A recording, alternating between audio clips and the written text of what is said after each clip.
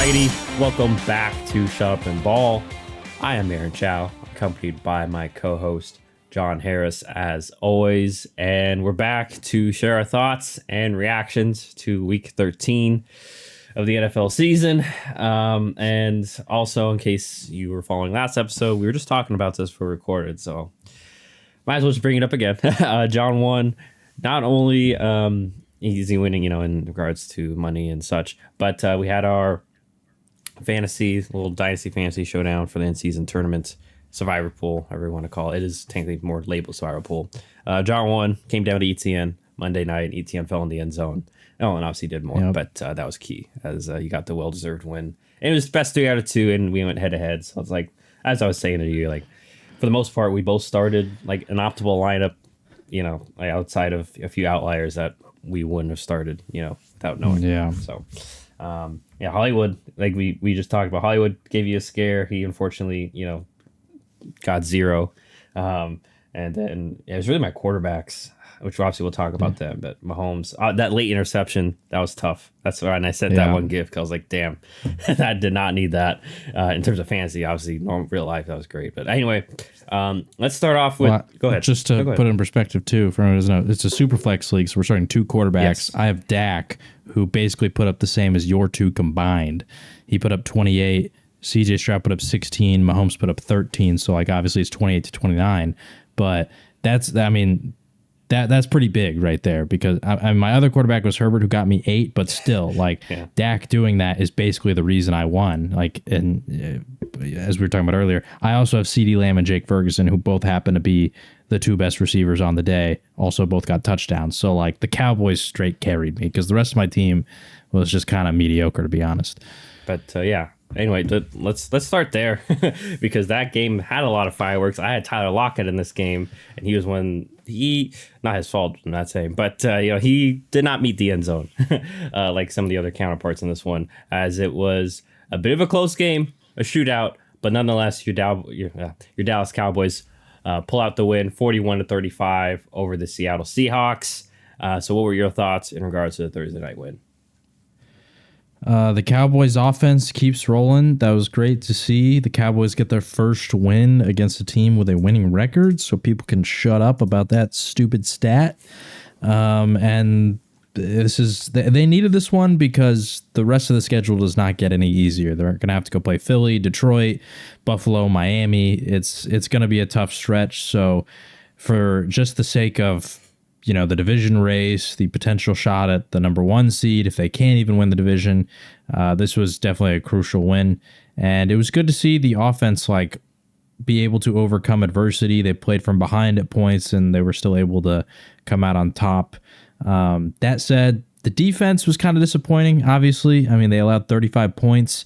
And I will say that we're kind of going into the final stretch of the season here, the Cowboys secondary definitely does not look as great as they did to start the year.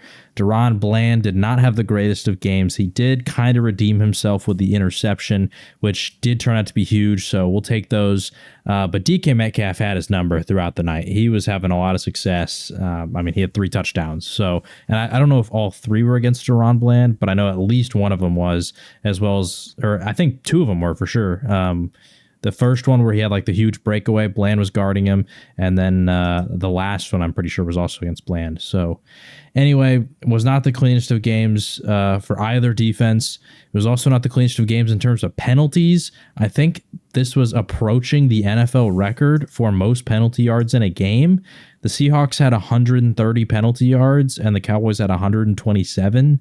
So it was up there. It was getting pretty bad, and it's not surprising because, as I learned during the game, actually, coming into this week, these are the 2 most penalized teams in the NFL, which not excited for coming playoff time because this has haunted Dallas during the McCarthy era for years, and I just kind of have a feeling that it's going to come back to bite them when they start playing better teams, which is not to say Seattle's a bad team by any means, but they got some tough ones ahead. Overall, good win for Dallas. Defense needs to clean it up. Both teams need to clean up their penalties. For Seattle, this is pretty tough because they now have to play Philadelphia and San Francisco the next 2 weeks.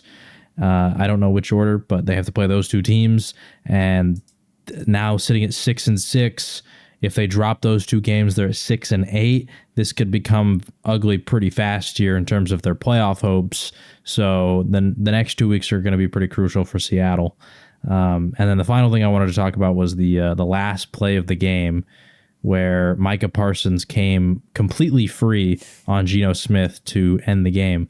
Apparently, that was by design. I thought when the play happened that it was like a miscommunication and Micah was supposed to be blocked, because why the heck on a crucial play like that are you leaving Micah Parsons open? Apparently, the game plan was to have, I don't know who the running back was in on the play, but to have whoever that was basically like catch a wheel route and go like 30 yards up the sideline. And they were hoping that Micah would be the guy to guard him. It wasn't a screen, but it was like line blocks all to the left, Micah's on the right, you let him come free, boom, you have the running back who gets out to the flat and the receivers are blocking downfield, and there you go. That was, I guess, the game plan. Unfortunately, Micah Parsons was a lot faster than they expected, but also the hero of the moment that I don't think is getting any attention, which is why I want to bring this up, DeMarcus Lawrence, defensive end, actually just completely read the play and followed the running back, even though he was not supposed to. Like, he was supposed to be rushing the passer, I'm pretty sure, but read the play instantly when Micah just like went straight through and decided to follow the running back, which at least temporarily slowed Geno Smith down enough to let Micah end the game there. So yeah, big stuff from DeMarcus Lawrence and Micah Parsons to end the game. So although the defense didn't have the greatest of performances, Bland showed up when it mattered at the end, and so did those 2 guys. So that's at least good to see. But yeah, that's my overall thoughts. Yeah, only stuff I want to add is I know, it was a close game, so there still are the Dallas haters, that would point to the defense. Once again, it's NFL is a matchup league. We mentioned it. Yeah, and I think it was, and I went into this one. I did pick Seattle just spread wise, just because Dallas loves to leave their corners on islands, and this is just one of those games where it played to Seattle what's kind of the way Seattle wanted to, and Seattle had opportunities too, but it did miss a field goal, so maybe that makes it a difference there, or not a difference, but it could be even closer. But nonetheless, it's just at the end of the day, as we saw outside, especially in the second half. I mean, really, DK only had the 3-yard touchdown pass. He did most of his damage in the first, so it seems like Dallas adjusted. And like we mentioned before with the Seahawks, they get out to a good start, or they have a few game plan specific plays, but then when it gets back to okay, now you got to get to your bread and butter. They're just not really creative. And I know they were missing Kenneth Walker, but nonetheless, it was just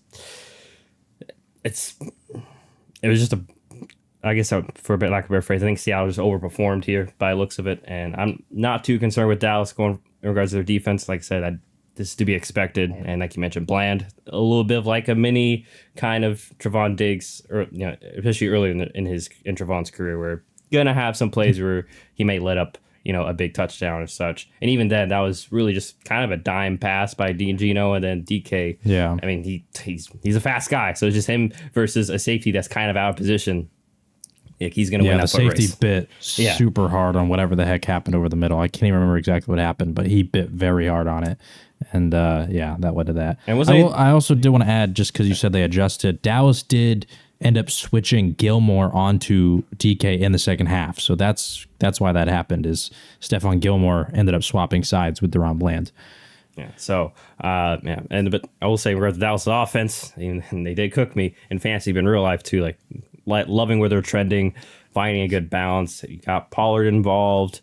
I know he finally got in the end zone, and just, I know it wasn't an efficient day for Pollard, but still, getting him 20 carries, and then, seeing how much it opens up your pass game. And Ferguson and Cook seem to be kind of stepping up, kind of being the basically a number 2/3 for that Dallas offense has been big. And obviously CeeDee Lamb, feeding him, and he's been cooking. So, just good. I mean, I hate to say it, but really good win for Dallas, 9-3, especially considering we're talking about later, some of their, obviously within the division, Philly and, some of the other teams in that race kind of getting that win helped them, definitely in the long run. So we'll see how it affects. While Seattle is now kind of fully more into the muck of the NFC wildcard race. And like you mentioned, have a very tough stretch coming up, at least for the next 2 games and I did have it pulled up, 49ers next week at San Francisco, so that's even tougher. And then they play the Eagles the following week. So Yeah, and I mean, just in terms of the NFC wildcard race, like that gets pretty dicey right there because obviously either Dallas or Philly is taking the 5th seed. So in terms of the rest of the wildcard spots, you have the Rams at 6-6, who are actually now on top of Seattle because the Rams beat them earlier in the season. I don't know if they played twice already. They played twice. They played week 1 and they played a couple weeks ago, I think. So did the Rams win both? The Rams won both. So, I mean, they're both tied right now, but the Rams have 2 wins over Seattle, so they win that tiebreaker. Then you have Minnesota and Green Bay also at 6-6, and that could get dicey because Green Bay is on a hot streak right now, having won 3 straight. Minnesota has lost 2 straight, but they were on a hot streak right before that, so they could maybe find their groove. And then we can't count out the NFC South, where the Falcons are 6-6 leading the division, but right behind them are the Buccaneers and the Saints at 5-7. So any of those teams could also be in the mix. So it's, I don't want to say that this Cowboys game was kind of a must win for Seattle, but they're going to have to, honestly, I think they're going to have to win one of those games against Philly or San Francisco. Otherwise, they might be out. Yeah, and like you mentioned, as of right now, they are out, and we'll get more to the playoff implications later, but yeah. So right now it would be Green Bay, Minnesota, Dallas as the 3 NFC wildcard representatives, with the Rams, Seahawks, like you mentioned, outside looking in at 6-6 because I forgot that we beat the Rams, so the Packers, I guess. So we have a tiebreaker over them head to head. So it'll be interesting to see. Obviously, like I said, that was a big matchup there, and we'll see if Seattle can stay afloat, or if they'll sink coming off what was an encouraging season last year. But for your Cowboys, handle their business and position themselves well as going forward for their seeding. But anyhow, that was the Thursday night game. Let's move on over to the Sunday games. Let's start with the Indianapolis Colts. They beat the the Titans, wrong team with the T in their division. But they win 31-28. This game took overtime, but nonetheless, they got the W. What were your thoughts here in regards to the Colts just barely beating the Titans? This was a big win for them, too, because once again, talking about the potential race that's going on in the AFC, the Jaguars are currently leading that division at 8-4, which we'll talk about them later because they did lose this week. The Colts are right behind them at 7-5. Like, there's still a possibility that Indianapolis could actually win this division. And then even if they don't win the division at 7-5, they're primed to potentially make the playoffs too as a wild card team. So things are certainly getting very interesting. I mean, it happens every year. At this time of the season, things get really interesting. But this was definitely a big win for the Colts because they showed that they could be resilient and do it in different ways. They had to go to OT here. Zach Moss did not have that great of a day, which last time they played, he absolutely destroyed the Titans. Obviously, Jonathan Taylor's injured, so he's not here. So, okay, we can't really run the ball, and unfortunately, our defense isn't really holding up that well, and the Titans are able to move the ball effectively, both in the air and on the ground with Derrick Henry, and then when he got hurt, Tyjae Spears. So how do we have to win? Well, we're going to do it through the air. We know that Michael Pittman has been consistent on the year. He has a big game, but boom, Kyle Granson and Alec Pierce both step up. Alec Pierce specifically at the end of the game, like he became a big, I mean, he only had 3 catches, but he had 100 yards and a touchdown. He became a big-time playmaker in the crucial moments of this game. So, yeah, I thought this was a really impressive win from the Colts. I know it's a 4-8 Titans team, but we know the Titans, they're always competitive.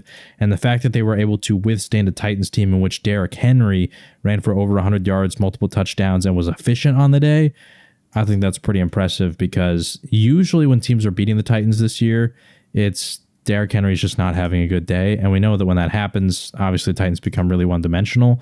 But they were able to move the ball in any way they wanted. So, yeah, really good win from the Colts, honestly. Yeah, and it's a little bit misleading because the Colts had to sell for a lot of field goals. I know they did have literally a couple of block punts, which was wild. And this game kind of had it because they even had the 2-point conversion off one of those block punts taken back by Tennessee. It was a little bit sloppy from the Colts, and I think we're seeing a little bit of obviously, hey, they've lost some pieces, and you mentioned Jonathan Taylor, obviously Anthony Richardson, but I think this continues to go to show just how good Shane Steichen is as an offensive play caller and designer, because they had to settle for a few field goals, but honestly, I think if they clean that up and some of the other things, they even had a fumble like in Tennessee goal and knocking on the door there in Tennessee territory in the red zone. So I think kind of a subpar day for the Colts, but it's a divisional opponent. We always mention that those games tend to be closer, tend to play tougher. We'll say in regards to Tennessee, obviously they lost, but good is liking what I'm seeing in regards to Will Levis. You're seeing some good signs. I know it's not perfect. He's completion percentage may not be what many want, of course, but once again, important to note, not many great skill position guys for him to throw to. I mean, it's whatever's left. DeAndre Hopkins on the latter end of his career. Okonkwo's kind of hit or miss, and then just a bunch of, I would say, more role player type wide receivers as opposed to guys that you want as a number 2 or 3 option. So, but nonetheless, Tyjae Spears could be an interesting guy going forward for them. I know many in the fantasy business have been keeping an eye on him because Henry's been up and down. But nonetheless, like you mentioned, Colts take care of business and in the thick of things, as we'll talk about Jacksonville later, and one of the other teams too in their division that is right on their heels as well. But Colts with that win stay technically, once again, the playoffs started today. Technically, they kept their spot in the playoffs at that 7th seed. So we'll see if they can continue to hold on to that and build momentum with Gardner Minshew, who also, shout out to him. He's been really good for them and, in replacement of Anthony Richardson and such, which goes to show, importance of a good backup quarterback. So there was that one, and that was a very exciting, good game. Let's get this other game out of the way because not much happened here, as it was the Los Angeles Chargers. They beat the New England Patriots 6-0. I don't expect we will spend much time on this one, but what were your thoughts here, John? I mean, I'd love to sit here and be like, wow, what a great game from the Chargers. But man, like the Patriots, if they're not tanking, I don't really know what's happening, because like the performances that they've started to put up recently are absolutely horrendous. And let's not forget, like, this was a team that beat the Buffalo Bills. Like, clearly the Patriots have the ability to perform better than this. It could be maybe that like they've lost all confidence in Mac Jones and he's lost confidence in himself, and now they're at Bailey Zappi and blah, blah, blah. And they're dealing with injuries. Ramondre's gotten hurt. Gonzalez and some of these different guys have had injuries throughout the year. Maybe that's it. But honestly, I also wouldn't be surprised if the Patriots are doing a little bit of, who cares about calling the best game? I'm not accusing them of tanking. I'm just saying, like, they're reaching an all-time low on the season. And somehow the Chargers, like, almost matched them in terms of bad performances. Austin Eckler, 14 carries for 18 yards. I can't keep saying it enough. Every single week, man, this guy is continuing to prove that the Chargers made the right decision, that they shouldn't have paid him. I'm not saying it's entirely on him. I don't love Kellen Moore. I don't really like the offensive line because they've been dealing with some injuries. I don't think Corey Linsley's been healthy the whole year. So, like, you're missing some key pieces, but he should still be doing better than 14 carries for 18 yards. And then the receivers, man, they were dropping some key passes. Like Quentin Johnston had another pretty bad drop. I think Jalen Guyton had a drop at some point in this game. Keenan Allen was blanketed like the whole game. So I don't know. This was a gross game. The Chargers got the win. Good for them. To me, it doesn't change my opinions on Brandon Staley and the coaching staff's future at all. But I mean, I guess consolation win. There you go. Yeah, I mean, in regards to Chargers, one thing I want to add, it's like you mentioned Keenan Allen being blanketed, and it was a tough day. Like, that's kind of been the issue for the Chargers this year, is obviously since losing Mike Williams, there's no one else that scares you consistently there. And a smart defensive coach like Bill Belichick obviously knew what to do. Now, unfortunately, like you alluded to and mentioned, their offense I think that's really the big thing. The Patriots offense stinks. It's miserable. Like the defense, so bad. The defense, if anything, has done their job. Like there's literally that stat where Bill Belichick, they've allowed 16 points in the last 2 games. And they've lost and they've lost all 3 of them. Yeah. So I think it just goes steps back to. It'll be interesting to see what happens with Mac Jones going forward, obviously in the offseason, because it seems like we'll talk about some other quarterbacks. This marriage just needs to be over especially because the Patriots have failed him, basically. I mean, we knew kind of what Mac Jones is coming out. He was a really good. I comped him to more like a Kirk Cousins. Like, hey, he's going to need pieces around him like to make him look better. He's not going to be purely a game changer. I think we're seeing that, and who knows if he'll even be a starter level. But it doesn't help when once again, I mentioned this before. I mean, Devontae Parker, he's kind of past his. He's okay, I guess, but no one. But let's be honest though, that was a terrible re-signing. Yes. Like, why did they do that? And my next point, Juju Smith-Schuster, hate to harp on him, but he has not done anything. I just looked at his contract. There's a 3-year, $25 million. It's technically like 2 years. They can get out after the second year, but surprised they didn't move on from him because he has a lot more of that guaranteed money. By the looks of it, I'm not fully into it. It's looking like he's going to make a lot more next season, so I'm surprised that they didn't try to move him at the deadline since they obviously were not going to be in the playoff race. But he's still there, and he has not had a great season, to say the least. And then we've already mentioned, Tyquan Thornton. You were more experienced on him. Even you felt that was a reach at that time. He really hasn't been producing recently. I know injury's been a part of that, but that was also a concern, was his size coming into the league.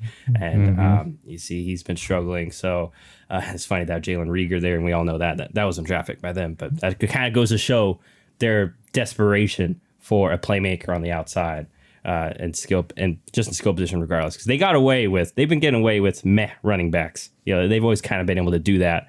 But obviously, you downgrade at quarterback, and then you also downgrade at skill position. It's tough to win in today's league. We talk about it all the time. Everyone mentions it. It's an offensive league, and your offense is arguably one of the worst. Hard to win that way. So it'll be interesting to see just what happens going forward with, do they stick with Mac Jones? Obviously, it seems like Bill Belichick. Excuse me, sneeze. But Bill Belichick's maybe going out the door. Maybe, I don't know. It still seems like I wouldn't be shocked for some reason that he figures out a way to talk to Robert Kraft and give me one more year, Robert. I don't know. But we'll have to see what happens there. But yeah, this is a gross game. Worse than expected is all I have to say in regards to this one. But they handled their business. Chargers still kind of keeping that tiny ember of playoff hope alive going forward. But anyhow, let's get off that one and let's go on to one of the other teams that we were mentioning right behind Indianapolis within their division. And actually, both the teams involved here in the playoff race. And it was the Houston Texans. They get the win over the Denver Broncos, 22-17, halting their Broncos' red-hot streak that they were on going into this one. But what were your thoughts here in regards to the Texans getting the crucial win?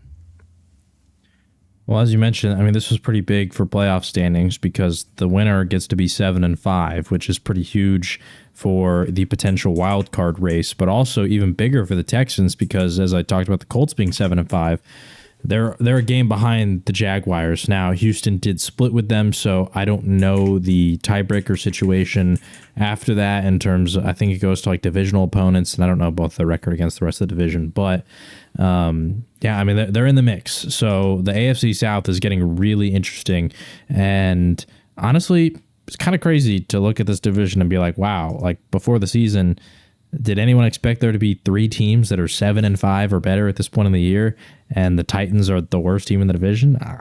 I didn't think anybody would have called that. So pretty crazy what the AFC South is doing. But yeah, this was a big win for the Texans. Although Stroud and the offense did have a really big game, shout out to Nico Collins, he basically carried.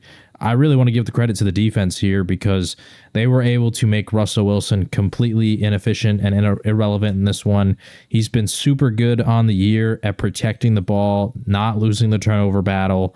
It's very rare this season that we've seen Russell Wilson throw interceptions, and yet in this game they forced 3, and on the other end, the Texans do a good job of not turning the ball over, which ends up being the difference because they only end up winning by 5. So those 3 turnovers are pretty huge for them. And other than that, honestly, this was kind of a gross game offensively. The Broncos were 0 of 11 on third down. They were 3 of 3 on fourth down, but 0 of 11 on third down. And the Texans were 4 of 16 on third down. So both teams were living on first and second down, and if they had to go to a third down, things got really dicey over there. But good on the Texans. Like I said, very crucial win for the potential wild card race and their division. Sucks they lost Tank Dell because obviously he's been a consistent force for them and a very bright young rookie star. He's out for the rest of the season. Get Nico Collins. Maybe he's obviously looking like he can be a very key piece, and maybe we'll see more of Noah Brown. I know he's had some moments and he's been injured too, so maybe he can kind of fill in for Tank Dell. It'd be interesting going forward because that was one of the concerns going into the Texans for me going into this year was one of the main reasons why I had them as not being in this conversation was I wasn't necessarily high on their wide receiver core to begin with, and we'll see because like Mechie, obviously great story and such. I'm not sure if he's going to be a dynamic force consistently, maybe more of a role guy. And yeah, Noah Brown, when you mentioned he's been in the league for a while, had some moments. We'll see if they can still kind of get the most out of him. And on the flip side, yeah, I mean for Denver, kind of. It was almost like you're kind of due in regards to turnover-wise. You mentioned Russ taking care of the ball so well, but yeah, shout out Derek Stingley Jr. He had 2 picks in this one. He's been playing really well. I remember I was very low on him coming out. I had some concerns, but he's definitely proven me wrong. I wouldn't say I'm not sure necessarily to say, hey, maybe I still kind of would argue you should have gone Sauce over him, obviously in hindsight, but he's still looking really good. In that defense, we're starting to see some of those young guys pop. Obviously, Petrie's been there a while. He's been playing well. But obviously, Will Anderson had a couple of sacks in this one as well and was a pretty dominant force for the Texans. So, yeah, I mean, for Denver, still pretty positive going forward. And we're starting to see their identity, which is really good, really solid defensive team, especially in short yardage situations, red zone. You mentioned, third down. And just really can rustle in the offense, just take care of the ball and kind of just like a little bit old school football-ish, which isn't a shock since kind of where Sean Payton comes from, and enough answers in the pass game every now and then. But obviously this game was tough, and they didn't have a chance. Just great play by Jimmy Ward at the end, and Russell kind of had to make a play happen in that situation. So I can't really fault him too bad for that interception. Still on him though. But yeah, big win for the Texans. It looked like they were going to kind of lose this one at the end, but they managed to hang on and get the crucial win over the Denver Broncos. They're not technically in the playoffs as of right now. You mentioned they're 7-5, still behind Indianapolis, but like John mentioned, there's still going to be a lot more to go on. And I think they have another game with the Texans. Or with the Colts. Let me just pull up their schedule right now and see. Okay, so they have Jets, Titans, Browns, Titans, Colts. So they have the Colts at the last game of the season. So I guess shout out to the script writers there if it comes down to that for them and the Colts to get in. And once again, we'll talk about, I feel like we said this again, but who knows? Maybe the division may be up for grabs. We'll see, though, coming in the next few weeks. But not a bad stretch for them coming up for the Texans. See if they can keep building on this wild momentum that they've got this year with D'Amico Ryans and the rest of that young group. But let us now move on over to a game that really was never in doubt. Honestly, after the first half, completely forgot this game existed because it was the Miami Dolphins just stomping the Washington Commanders 45-15. They did whatever they wanted, especially offensively. Seemed like Washington maybe had a false scouting report on Tyreek Hill because they just were leaving him one-on-one. But what were your thoughts here in regards to the Dolphins dominating the Commanders? Yeah, game went as expected, to be honest. Like the Commanders and letting a number one receiver absolutely torch them. What's new? I don't know how this is possible. Like, at what point do the Commanders just sit there and be like, all right, you know what? We're going to make anyone else beat us. Because honestly, like Achane had a good game, but other than that, like Jalen Waddle had 52 yards, like Julian Hill was the fourth leading receiver. Like there wasn't really a ton else out there outside of Tyreek Hill just absolutely shredding them and then the Achane stuff. So if I'm the Commanders, and the only reason I bring this up too is because this has happened with AJ Brown, with CeeDee Lamb, with like all these number one receivers are absolutely torching them. And so like, why? Like, why don't you just sit there and be like, all right, if we're going to lose this game, it's going to be Jalen Waddle. It's going to be all these other guys. We're not going to let Tyreek Hill be the one to beat us. Like at some point you got to figure it out, Washington, but they didn't. They lose again. So what's new? Yeah. I mean, only thing else I want to add is obviously we see with Devon Achane, just especially the running game, but this offense does add another element to them, which would be so if he can stay healthy, especially going down the stretch, very interesting because I think definitely could argue he's their most dynamic running back. No offense to he's still really good, obviously, but we're starting to like Achane's just ridiculously efficient at this point. His production, and then Yeah, I just want to continue to push. I know Tyreek's trying to push this towards Tua. I would still hold Tyreek Hill more higher in the MVP conversation than Tua Tagovailoa, because once again, like, I know Washington kind of screwed the pooch here, and obviously leaving him 1-on-1 and no safety help, yada yada yada. But like, once again, on pace for a historic year, like Tyreek Hill, on top of like everyone else is eating in that offense, kind of too. Even though Waddle, I would say, he's kind of had a down year, while it's a little bit more Mostert. So yeah, like, I'm still pushing that, but obviously we'll wait the season to go on. And for the Washington, like we've mentioned before, it's time is ticking. It seems like on Ron Rivera. It's only a matter of really when they will decide to part ways with them, if they're going to let him finish out the season or cut bait with him to try to get an early jump on the coaching head coach search. So I will say, at least for the Tyreek Hill MVP thing, I mean, he's certainly got a good stretch of games at the end of the year to make his case. He's got the Titans, which he should have a big game. Then he's got the Jets, and if he can do it again against Sauce and them, I mean, I don't know how you ignore him torching them twice. Then he's got the Cowboys, good secondary. If he can do that and they win that game, that's huge. Then the Ravens, then the Bills. Like, it's a tough stretch, but if Tyreek can go crazy and they can win some games, and he breaks the record, I mean, come on. It'd be tough because it's very QB biased, but at the same time, the current like QBs that are leading that spot are CJ Stroud, and I don't know, he might get biased against him because he's a rookie, and then Dak, who might get biased against him because he's Dak. But yeah, and then we'll talk about that's what annoys me. It's like, and it's just so QB. I don't know. It's just like so.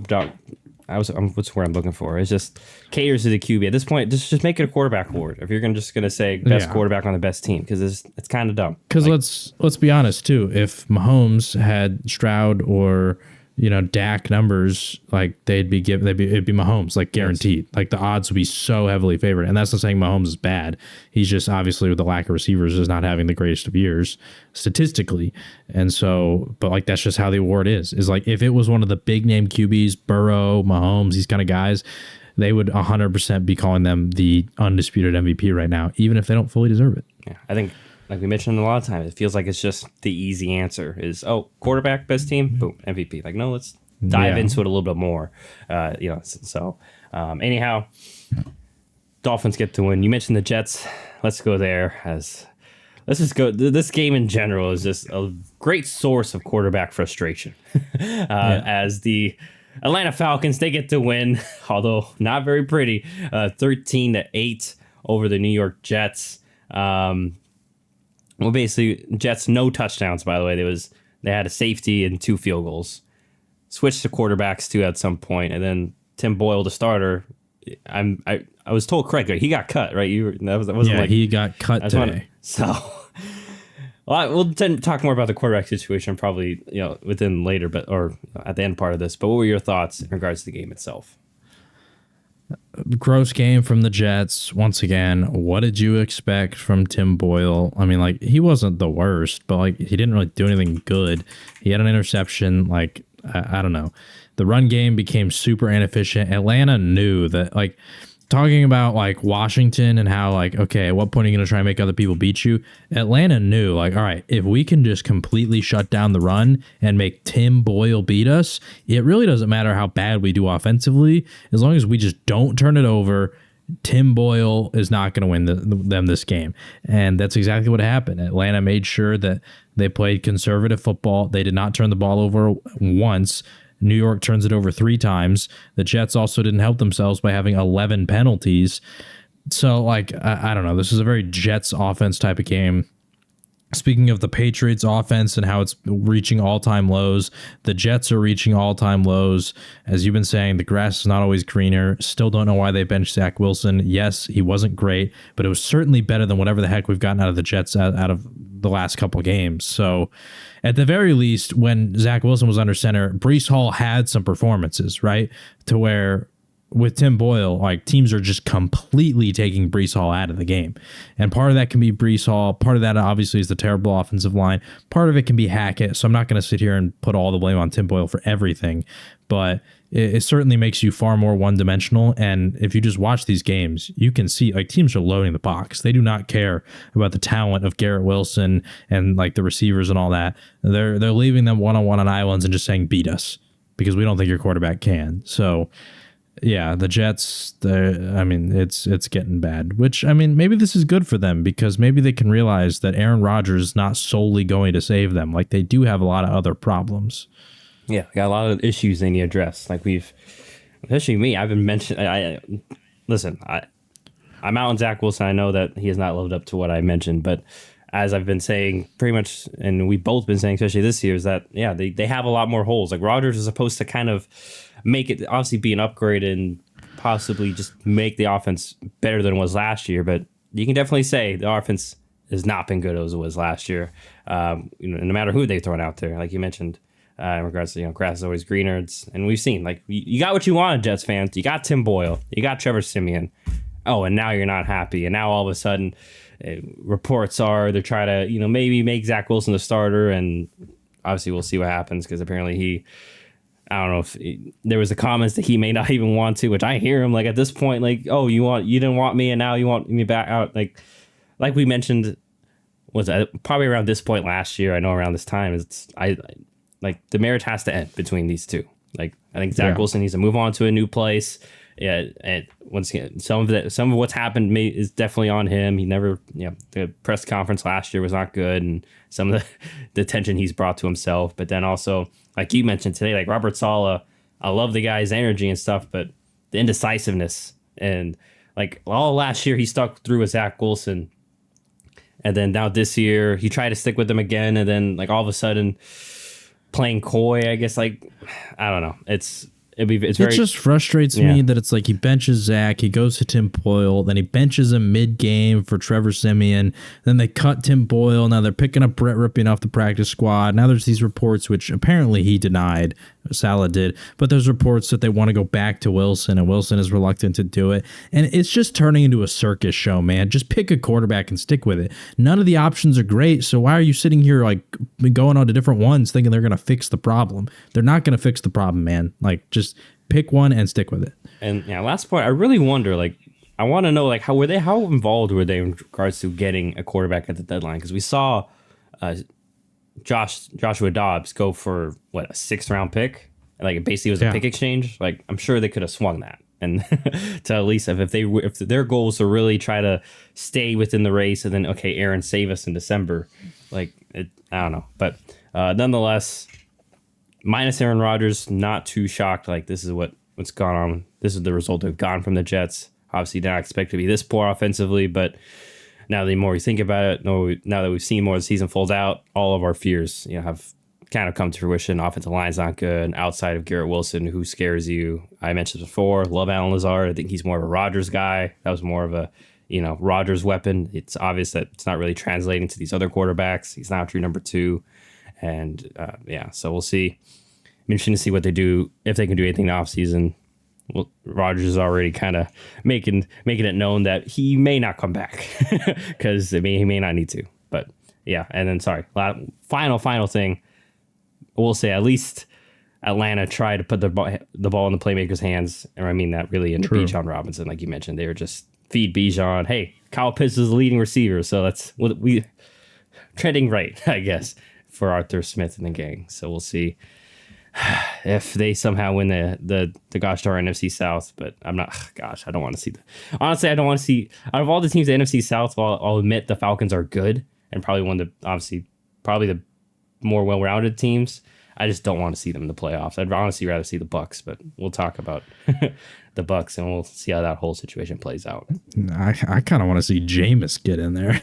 Hey, that's where we're going next. As the Detroit Lions, they handled their business, but New Orleans definitely made a roaring comeback, especially in the second half. Going into this end of the first half is 24-7, looked like Lions domination, especially after they go 21-0 in the first quarter. But then the Saints come back, make it close. Unfortunately, they couldn't complete the comeback as the Detroit Lions win 33-28 over the Saints. What were your thoughts here in regards to the Lions win? I mean, solid win for Detroit. I liked what they were able to do offensively. Jahmyr Gibbs was a playmaker. I wish they got him more carries. We kind of went back to what was happening before the David Montgomery injury, where they just rely on Montgomery to be the thumper and Gibbs occasionally gets involved. But the guy had 8 carries for 60 yards. Like, I feed the hot hand. If he's explosive, let's get him the ball more. Just my personal preference. I did like the added wrinkle of the Jameson Williams run. That was nice. Get your playmakers the ball in space. It kind of felt reminiscent of like what the Packers tried to do with Christian Watson at some points last year, where it's like, all right, maybe we don't quite have the chemistry between the quarterback receiver yet, or whatever's going on. Let's just get him the ball in a way that we know we can utilize his speed. Boom, you get a touchdown. So that was cool. So yeah, overall, I mean, I'm nitpicking with the Gibbs thing, but I liked what the Lions were able to do, especially considering that I think the Saints have a good defense. But on the other side, I mean, Derek Carr gets hurt at some point in the game. That's tough. It just kind of, the Saints, it's the same old story with the Saints. They're dealing with a lot of injuries. Michael Thomas, Derek Carr, just a lot of different people. Kendre Miller has been dealing with injuries, so they can't really use him, which he was the third string running back, but still, like, maybe he could have provided a boost here because Kamara and Jamal Williams really didn't have that many explosive plays. Things are just getting pretty rough over there in terms of the injuries. So, yeah, I mean, it was a solid performance from the Saints to be competitive, but man, this would have been a really big win for them to put them at 6-6 and be a lot more competitive in the division as opposed to having to play from behind for Atlanta. Yeah, I think especially for, like, honestly, outside of really the first quarter, like, Saints hung tough and were, if equal or almost had some in certain situations, a better team. But as we talk about often, crucial turnovers. I mean, obviously the interception early, and then the Saints offense goes 3 and out. And then all of a sudden, you come out for your third drive, looking up at the scoreboard, you're down 21-0.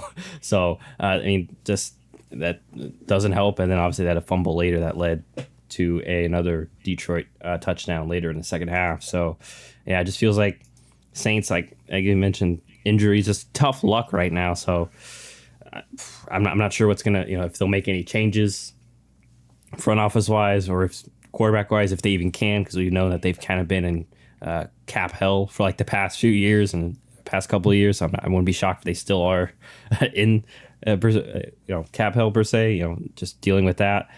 So we'll see.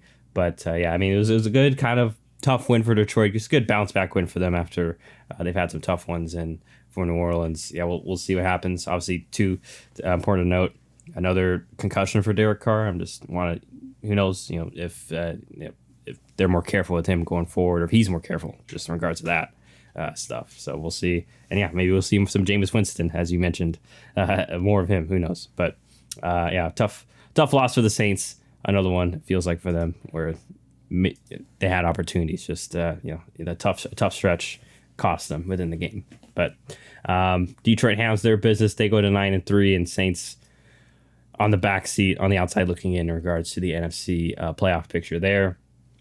Let's move on over to a game that has one playoff team in the Pittsburgh Steelers, and unfortunately was dragged on due to multiple, I think it was like at least two weather delays, and like this game didn't really get going until the second half didn't really get started until like the 3:00 games. This is supposed to be a noon game, but regardless, in case you didn't watch or notice or care, it was the Arizona Cardinals getting one of their third wins of the season here, 24-10 over the Pittsburgh Steelers. Kenny Pickett left with the ankle injury, and I mentioned the weather delays, so who knows what that affected the Steelers, obviously. But what were your thoughts here in regards to the Cardinals getting another win?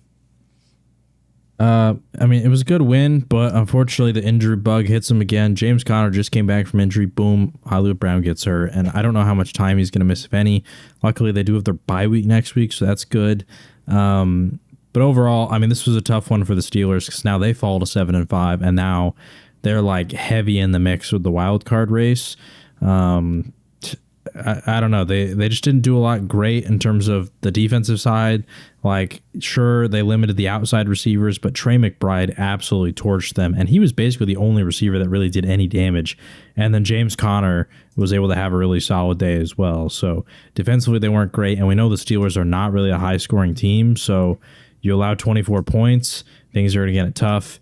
Also doesn't help that they had that fumble. So, yeah, I don't know. I mean, it wasn't the worst game from Pittsburgh. Like, I don't think they necessarily got like outplayed by any means. It was just that they didn't really capitalize on their opportunities. And Arizona, when they got them, they did. They put them in the end zone. Only one thing I want to add is, you mentioned obviously missed opportunities, missed field goal the second half. And then what was really key was when it was 3-3 early in the second quarter or midway through the second, because it was a long Steeler drive. Got stopped at the Arizona 1, got stopped at the goal line, and then Arizona gets the ball there. You think, okay, well, at least we got them in a tough field position. They march down for a 99-yard touchdown drive at the 8.5, and then like you mentioned, it was kind of just from there on out. Steelers were behind the 8 ball, and obviously tough whenever you're on your backup quarterback. And then first drive of the second half, you fumble, and Arizona only has to go 20 yards to score. And now you're down 17-3. So, like you mentioned, just not the way the Steelers have. The game has to go a certain way and be within a certain striking distance for the Steelers.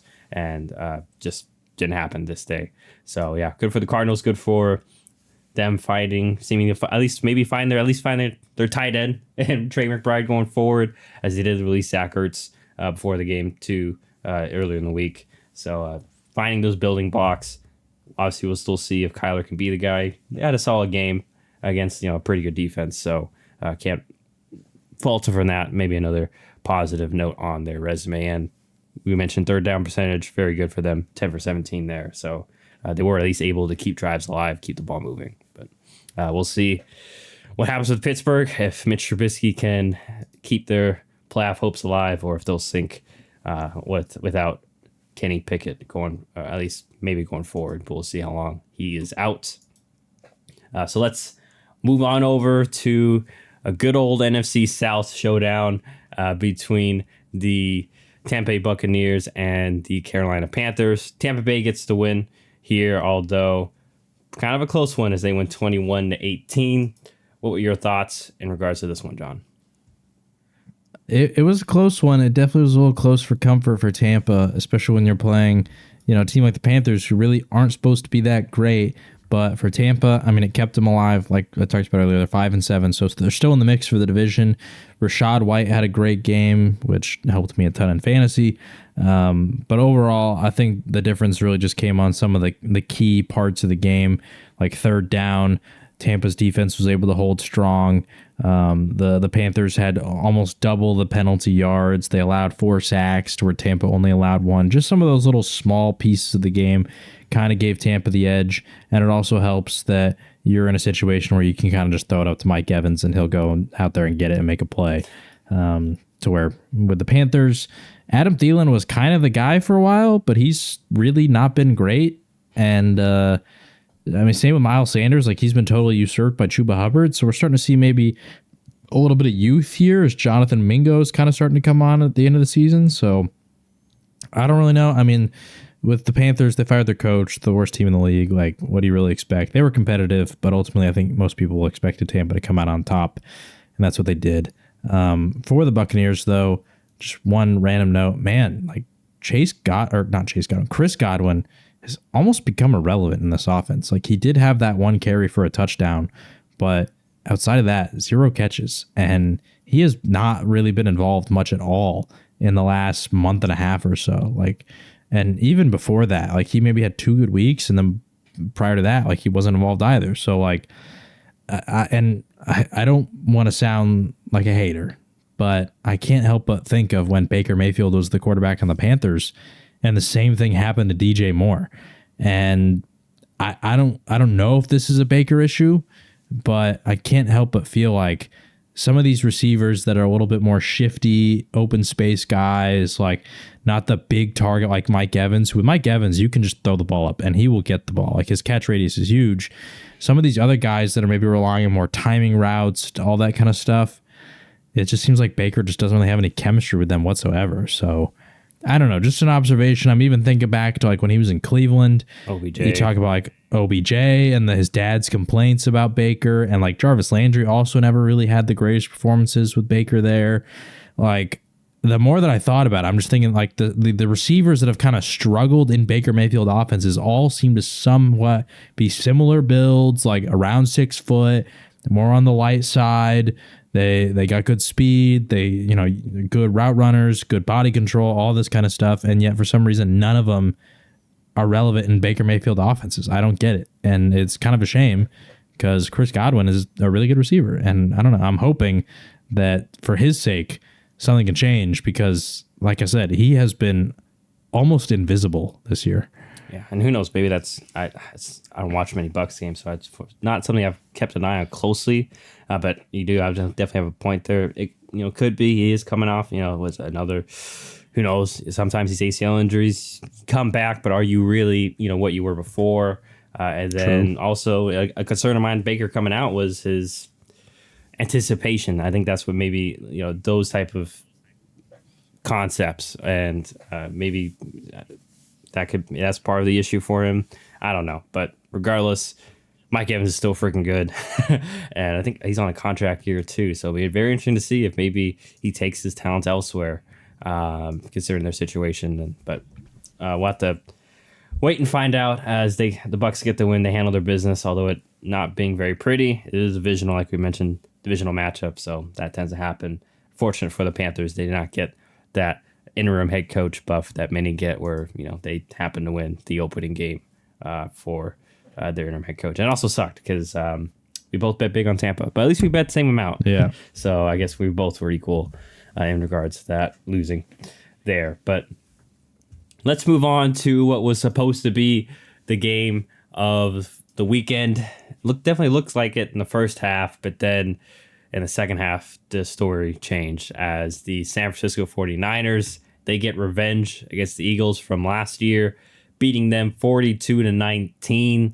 It's officially a rivalry now, John, now that both sides have got their one win. So make things interesting, especially they meet in the playoffs. But in regards to this game itself, what were your thoughts? We're talking Niners-Eagles, right? Niners-Eagles, yeah, sorry. Yeah, okay, sorry. I tuned out for a little bit because I got a text. Listen, I put my points on Philly. I said, I put 10, so it wasn't a lot. But I picked Philly, and my logic was, you're at home. I think it's a little disrespectful that you're not the favorite when you're 10-1. Well, guess what? The Niners honestly embarrassed them. Like, the Niners had complete control of this game, and the reason I say embarrassed is not because it was 42-19, because honestly, the game was a little bit closer throughout most of it, and then the second half is when they kind of started to pull away, right? But I say embarrassed because the strength of the Eagles is the offensive and defensive lines. Like, that is where the Eagles put their pride in. And the offensive line did not hold up super well. I mean, they only allowed 3 sacks, but it felt like Jalen Hurts was under pressure. And I will say, some of those were definitely self-induced. Like, he had time. At least one of those sacks, I remember, he had time and he took far too long. But that just goes to show, like, coverage sacks are definitely a thing. But the defensive line for the Niners was controlling the game, and we saw that in the fact that DeAndre Swift had 6 carries for 13 yards. Like, none of the rushers were efficient at all. Even Jalen Hurts, when running, 7 carries for only 20 yards. So they weren't able to run the ball almost at all. So the Niners defensive line controlled that side. And then on the other side, McCaffrey, 17 carries, 93 yards, 5.5 yards per carry. Deebo Samuel averaged 7 yards per carry. Elijah Mitchell, 4 yards per carry. Even Jordan Mason on his 2 attempts, 5 yards a carry. So every time they ran the ball, they were able to be efficient with it. And so when you take away the opposing team's biggest strengths on both sides of the ball, it's not surprising to see a score like 42-19. And this is what the Niners do. This is what they do. So fantastic win from the Niners. They've now put themselves in a position where if Dallas beats Philadelphia this next week, San Francisco will be the number 1 seed in the NFC, potentially getting that bye. And ironically, this 2-week stretch is like the one time of who knows how long that the Niners and Cowboys are united in the Cowboys need the Niners to beat Philadelphia, and now the Niners need the Cowboys to beat Philadelphia in order for both of them to try and get closer to their goals of the potential 1 seed. Now, after that, obviously, all things are off and they're back to hoping each other loses. But at least for this 2-week stretch, they're rooting for each other. So, yeah, I mean, fantastic win from the Niners. They did their thing. I'm not surprised that Brock Purdy had 300 yards. Once again, I feel like this Eagles secondary is Swiss cheese. And, yeah, the Eagles, like I said, they got embarrassed, and it was on their home field. Yeah. A couple things I want to note. You already mentioned just how good the Niners were able to contain Hurts. Obviously, even when their passing game had been going, like we saw it against Kansas City, and even who they play last it wasn't Buffalo. I know they played Buffalo in one. Wait, who are we talking about? The Niners? Eagles. I'm trying to remember. I'm playing. It was the Bills. Okay, it was Buffalo. Okay, well, yeah, and I'm sorry. So yes, in regards to we saw the past couple weeks against the Bills and Chiefs, like even when the passing game wasn't clicking in certain situations, the Jalen Hurts, especially his legs, were able to make plays and keep drives alive. But like you mentioned, the Niners did a very good job of not letting that happen, and not even letting, like you mentioned, the traditional run game get going at all. And then I know they put up solid numbers at the end of the day, but still strugglesville in regards to consistent passing offense. We saw that in the first quarter where the Eagles, okay, they got moving, they got some good plays going, but then when they got into the red zone, where we're close to it, where the Niners were able to kind of had to have a shorter field to play with, they weren't able to punch it in as they typically do against other teams. And then obviously Niners eventually started to crack the code on the opposite side of the ball and that's what I really loved, which the running to the edges, and we talk about it all the time about sequencing plays together, tying stuff together. And we saw, some McCaffrey edge runs, and then obviously that led to, when Debo on his rushing touchdown was a little end reverse where they faked McCaffrey to the edge, and then Debo, just tossed it to Debo, and he went the other way.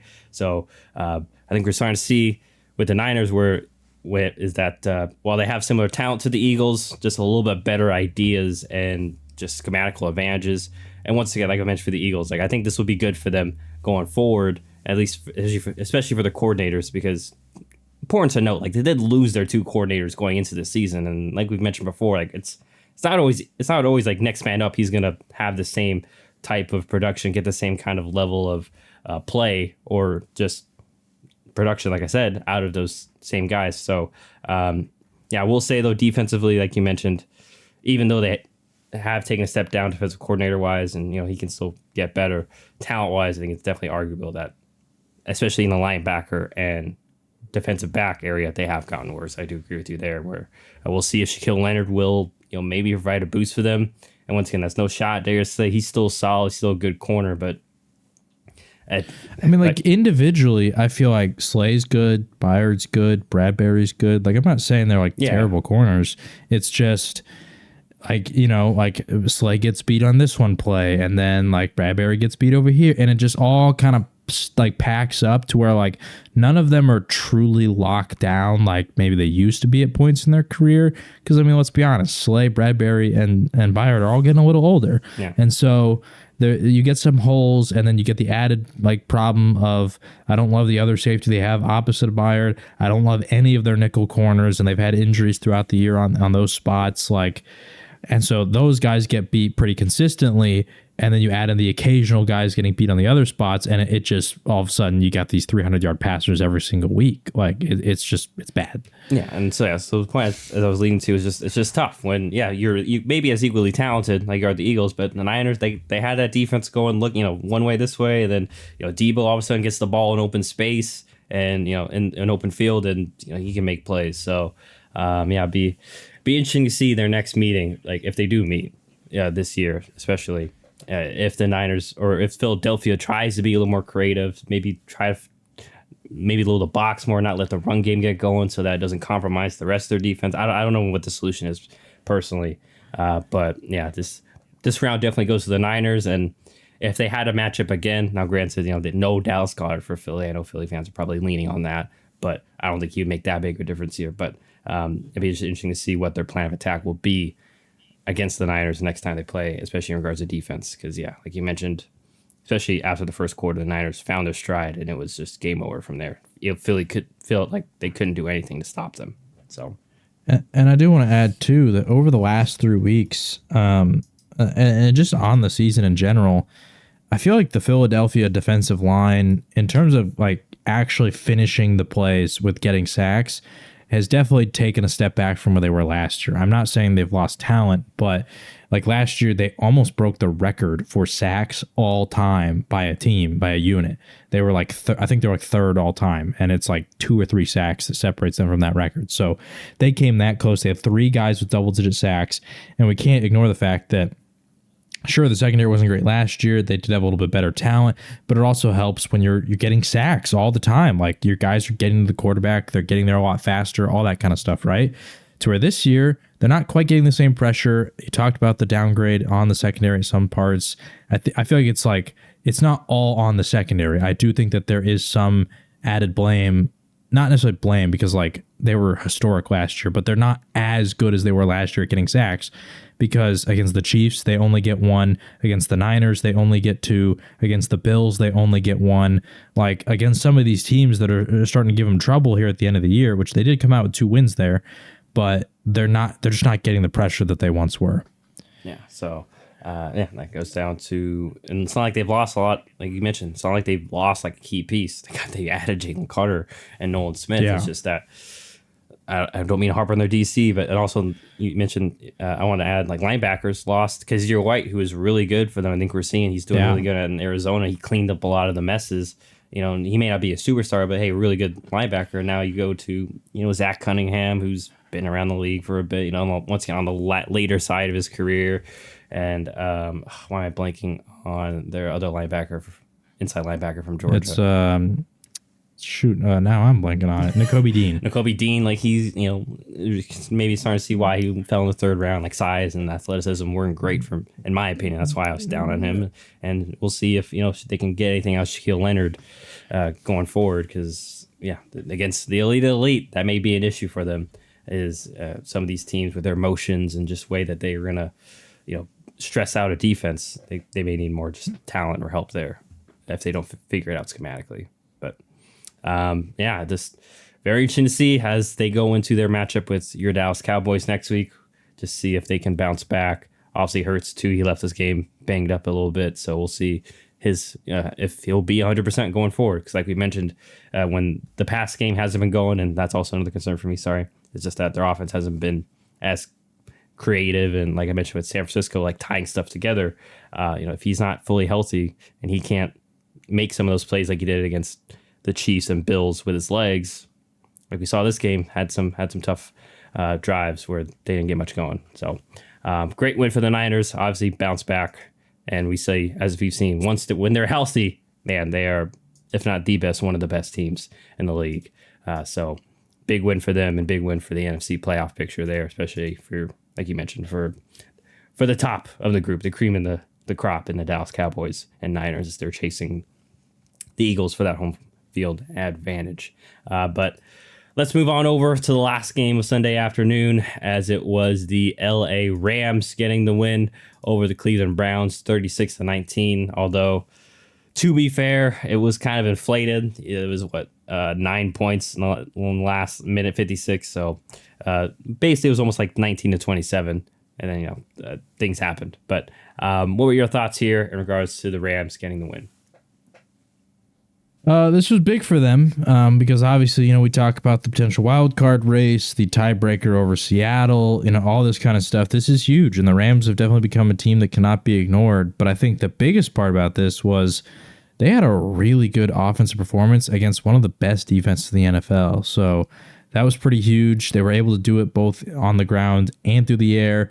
Demarcus Robinson showed up. That will be nice because if you can get another receiver into that mix and give you consistent explosive plays, and we saw that he was able to do that with the Chiefs back in the day, I mean, that could be huge for the Rams moving forward. Matt Stafford looked good. Honestly, just in general, everything looked good for the Rams. On the other side of the ball, the Browns weren't able to really run the ball that well, and Amari Cooper did get injured. So Joe Flacco's first game, which he was serviceable, or actually was above serviceable. I thought he was solid.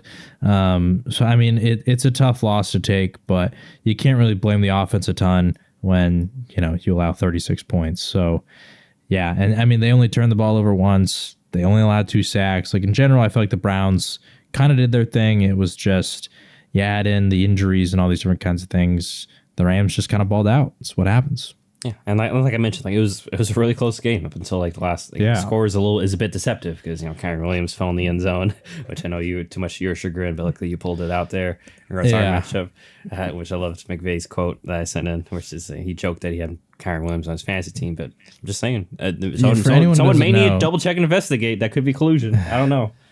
I almost guarantee that he's got to be joking because Sean McVay does not seem like the type to follow fantasy football at all. Like, I don't know if anyone's seen any interviews with Sean McVay, but he does not seem like the type. But so, like I said, score's a bit inflated, but it was still a close game. But yeah, like you mentioned, just a turnover here. I think we still saw a little bit of, some poor drives from Cleveland because they were 7-16 on third down. So you look at the numbers, like, man, like it's kind of close, but a couple just more key plays from the Rams. Obviously, the big touchdown to Nakua, which is, dime pass, dime just a route, perfect all around there. That is when I'm like, okay, that there was a little bit of quarterback diff here, obviously with Matthew Stafford as opposed to Joe Flacco, but still both extremely talented teams. Be interesting once again if Cleveland can just find a way, I guess, to hang on with Joe Flacco. It would be kind of wild. But yeah, he was better than I thought he would be, at least in his first start in almost a year and at the age he's at. So, but nonetheless, tough loss for the Browns and good win for the Rams. Like you mentioned, they are right in the mix of the NFC playoff picture and kind of have some good momentum going forward. But let's move on over to the Sunday night game, which also was definitely a shocker as my Green Bay Packers pull out the win over the Kansas City Chiefs 27-19. It was an interesting final minute, at least in regards to refereeing. But nonetheless, John, what were your thoughts here?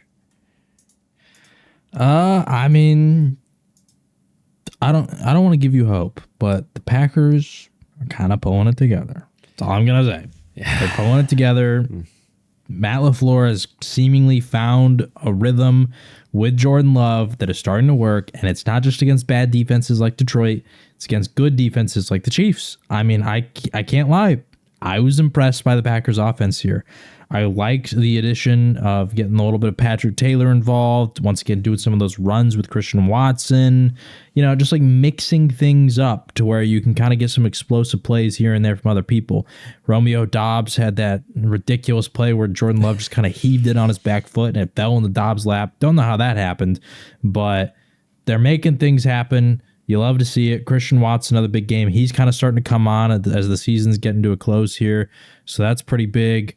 I don't know. Just in general, I'm liking what I'm seeing from the Packers to end the season here. And for the Chiefs, I mean, this loss is not the end of the world.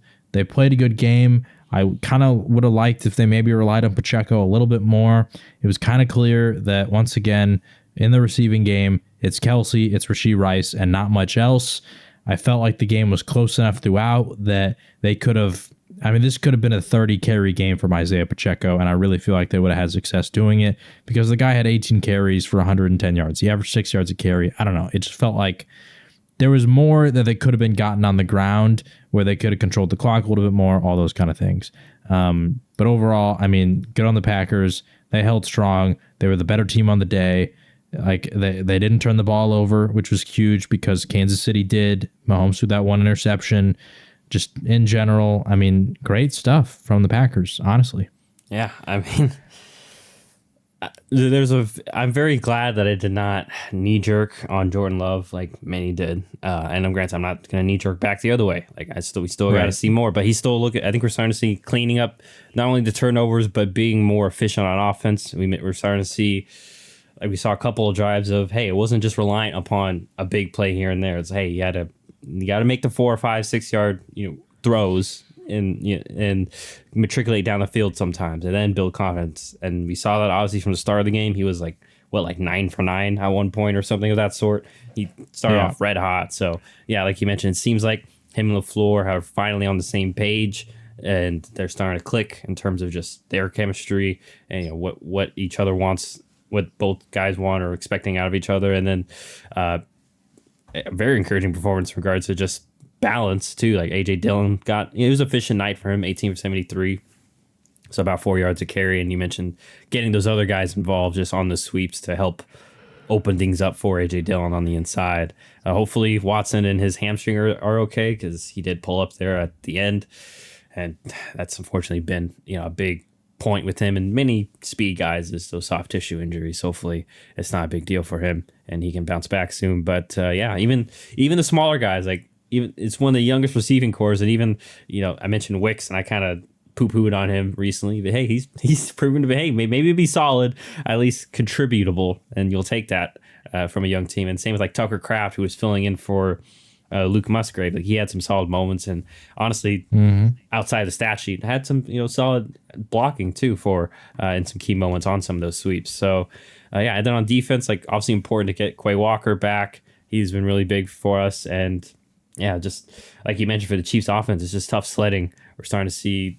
I wouldn't be shocked if I think they saw the first round pick too, so I won't be shocked if they're one of those teams that are ultra aggressive no matter what happens, win or lose, because I don't see any of these wide receivers just blowing up being the guy. So I won't be shocked if that's maybe something they address, because maybe more meat on the bone with Rashee Rice, but I'm not sure he's going to be like another consistent threat or like star for them that it seems like they need on their offense, especially in regards to the skill position wise. So. He could be like the Sammy Watkins. Yes. And that's not, I don't say that disrespectfully. Sammy Watkins was very good when the Chiefs were like, the early part of Mahomes' era where it was Tyreek, Kelsey, and Sammy Watkins was that third guy. He was good. Like he was very good. Yeah. Or even like a DeMarcus Robinson, because Robinson was kind of solid for them for a couple of years. He's always a good number 3 / occasional number 2. Yeah, and I do want to add, too, that at least in that regard, the last time we saw the Chiefs have a deficiency this bad was the offensive line, and they adjusted very aggressively that immediate offseason. They got Orlando Brown, they go sign Joe Tooney, they draft Creed Humphrey, and even the Trey guy who Smith, plays their right Trey guard. Smith, he's like, I don't know if he's undrafted or he was a late round pick, but he was a 6th round pick. Yeah. So I mean, like, they found 4 starters in a single offseason. Like they adjusted very aggressively. So I would not be surprised. And just the fact that you even talked about, like, not only do they address it with the trade, with a huge free agency signing and with a 3rd round pick, but they're still addressing it with the late round. So I wouldn't be surprised if next year we're seeing the Chiefs aggressively go out. I don't know who the free agency receivers are, but aggressively go after a receiver. Maybe even go trade for somebody. Mike Evans, sure. Like maybe go trade for somebody and still go and draft some more receivers. I don't know. I just feel like the Chiefs, they're not a team to sit idly by and try and sit there and waste Mahomes like prime. Like they're not going to do that. So yeah, definitely shown that, as opposed to the Packers, ironically, that they were willing to push their chips into the table and be more aggressive, while the Packers like, oh no, let's draft and develop. And as much as I poo-pooed a little bit Brian Gutekunst as well, it's looking good, Goody. Okay, I'm starting to see your plot come, starting to see maybe what you're going towards. So we'll see. Imagine if I didn't want to say this earlier, and I'm not going to say this yet, but imagine if I have to apologize to Mike McCarthy and the guy Schottenheimer, the offense coordinator, and maybe you guys have to apologize to Gutekunst. Imagine that world, that reality. Yeah, that's an odd one, but yeah, and just not going to say it yet, but I'm gonna knock on wood. I'm just saying theoretically, it would just be quite ironic if the Packers still make the playoffs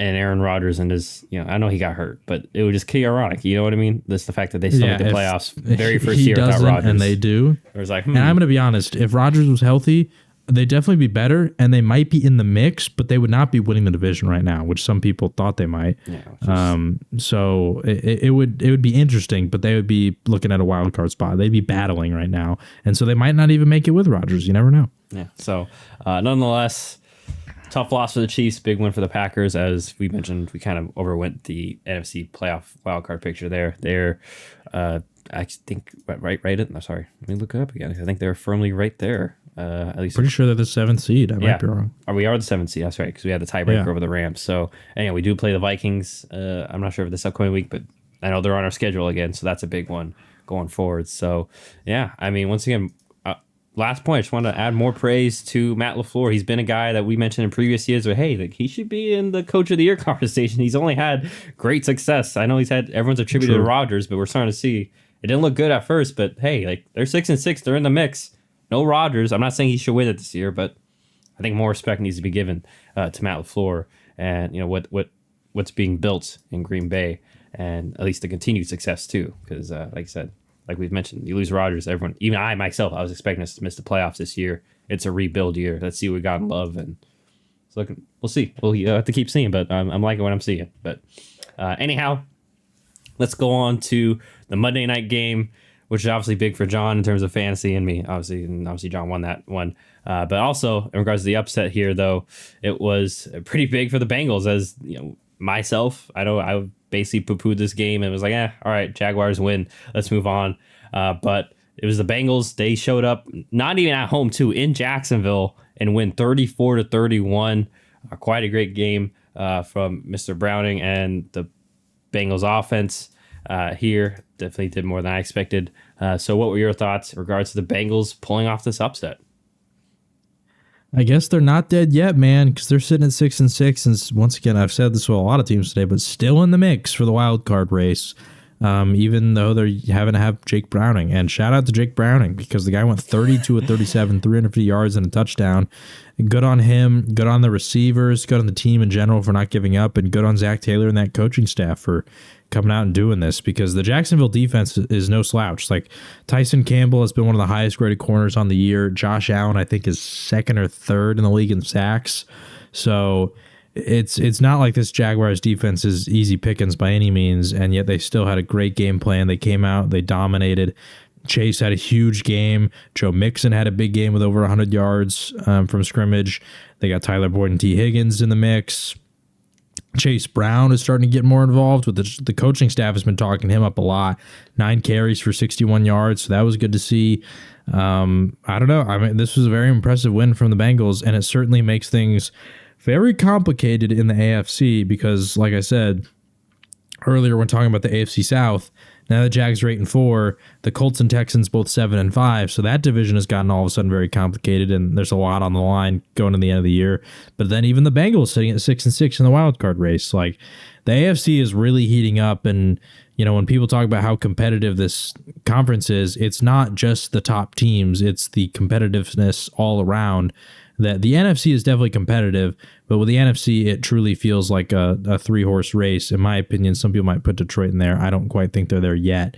But it feels like a 3-horse race where the AFC, man, not only does it feel like any of these teams could go to the Super Bowl, but I don't even know who the heck's going to make the playoffs at this point. Like, there's like a good 5 teams that are like vying for those wildcard spots. Not maybe even more than 5. It might be like 6 or 7. Yeah, and like you mentioned, just in regards to this, like Trevor Lawrence getting banged up, losing Christian Kirk. Yeah, those are big things going. Even if they're gone for especially Kirk, like looks like he may miss an extended amount of time, like a couple of weeks. That's big, especially for this offense that has kind of been up and down. So hey, your star quarterback's not like hampered. Like it'd be interesting to see going forward. I would expect they lean more on ETN. but even then, like they play Cleveland next week. That's tough. not an easy matchup. Yeah, that's really tough for the Jags. I mean, yeah, in regards to this game, it was just amazing offensive performances from both sides. And yeah, never would I've ever expected Jake Browning to be this efficient. Like obviously, you know, completion percentage rate is 30 for 37, but also like the yards and just taking care of the ball as well. Like, it was just all clicking for the Bengals offense. It's like kudos to obviously him, the players, but also and why am I blanking on their head coach's name right now? Zach Taylor. Zach Taylor, yeah. Because I've always kind of been like, like of all of he was supposed to be like a McVay. He is a McVay disciple, but like I was always like, man, like he didn't really impress me as much. Like the same level punch that all the other ones have. Yes, but hey, like I think we're seeing like he's maybe not to that level, but it's still good enough. And we see, especially when you have the talent, hey, it's obvious. Let's feed Jamar Chase. They got the job done, and they were able to find creative ways to do so. And then T. Higgins just had he wasn't an amazing game, but a few crucial moments late in the game. Like one of their conversions was just T. Higgins beating Mr. Tyson Campbell, who I'm a huge fan of, and you mentioned very highly graded and very good corner, a rising guy. He got them one time on a route and kept the drive alive. I think that was their overtime drive to get that field goal going. So yeah, just we'll have to see with Jacksonville. If obviously they're kind of in that group of young teams that are still gonna have games like these, where they got to figure it out. Like anyway, but yeah, it'll be interesting to see just how they respond going forward with some of these injuries. And I still don't expect Cincinnati to be a player at the end of the day, but hey, their defense, I know they weren't great this game, still has talent, and they're getting their skill position guys back. And yeah, we'll see if they can, if maybe Chase Brown can also add something to them for that offense like he did on Monday night. But shocking win for a little bit of upset there, like I mentioned, for the Bengals, 34-31 over the Jags, and they have just successfully muddled, like you mentioned, the AFC playoff picture going forward. So yeah, it's and I mean, here's the tough part for the Bengals moving forward is they play 5 teams that are all vying for the playoffs. So there's a lot on the line the rest of their games, but that's the crazy part is if they do win some of these games, they could mess things up for a lot of teams, whether they're actually going to make it or not. They play the Colts, the Vikings, the Steelers, the Chiefs, the Browns. The only game there that feels like it's not really going to affect the team is the Chiefs, because they should win their division regardless, because everybody else is pretty far behind, and especially with the Broncos losing to the Texans. But I mean, the Colts, the Vikings, the Steelers, the Browns, like these are all teams in wildcard spots. And the Bengals, if they can do what they just did to the Jaguars, who knows? Maybe they do make it. And if they don't, they could mess things up for a lot of people. Yeah. And yeah, like you mentioned, all 5 of those teams in playoff contention regardless. They can mess up seeding as well as playoff implications for some of them. And then I pulled up Jacksonville's schedule because I'm interested to see. You mentioned Browns, Ravens. That's two tough teams. Buccaneers, we've seen the Buccaneers could be feisty. And okay, maybe the end of their stretch, Panthers, Titans. But yeah, very crucial 3-game stretch, and especially without Christian Kirk, and who knows what percentage Trevor Lawrence is going to be. They could easily be all of a sudden outside looking in, having to make a manic run to even get in the playoffs at the end of the year. But we'll see what happens obviously there. But other than that wraps up week 13 for us in regards to reactions. Anything else you want to add or note?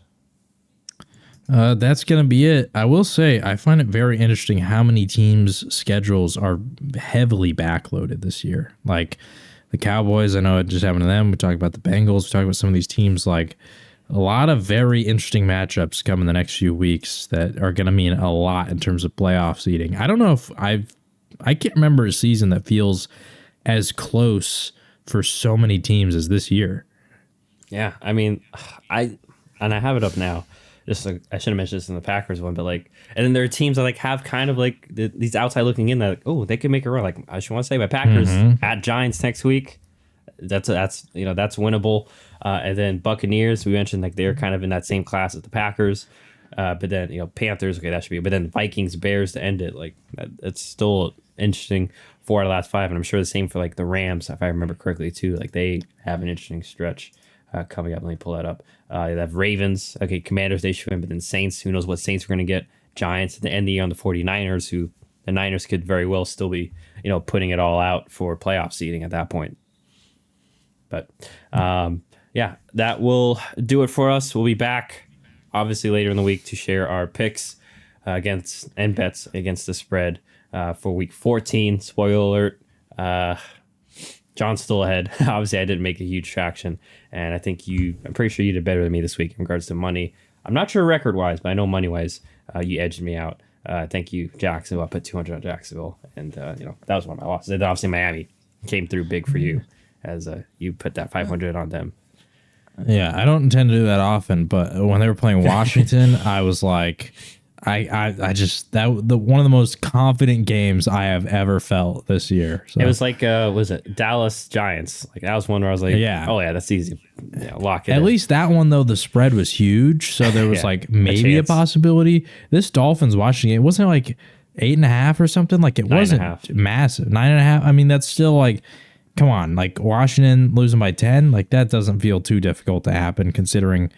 Just because of their track record against wide receiver ones and like Tyreek Hill is historic pace this year, I knew he was going to shred them. And of course he did. As much as good as Sam Howell has been, they are like guaranteed for a turnover or two, and against and Miami's defense has started to pick up at the turnovers with Ramsey and especially Xavier against Howard. a great offense like Miami too. Like you already mentioned, now they're probably guaranteed at least one takeaway, one good field position. Like that's one round. Yeah, obviously looking back, I was like, how did I miss that? But it's okay, happens. We'll see if what picks we'll make. Obviously later in the week. As always, feel free to rate, review, and comment. But that'll do it for John and myself. Hope you all enjoyed Week 13. We'll be back to share our picks for Week 14. Adios.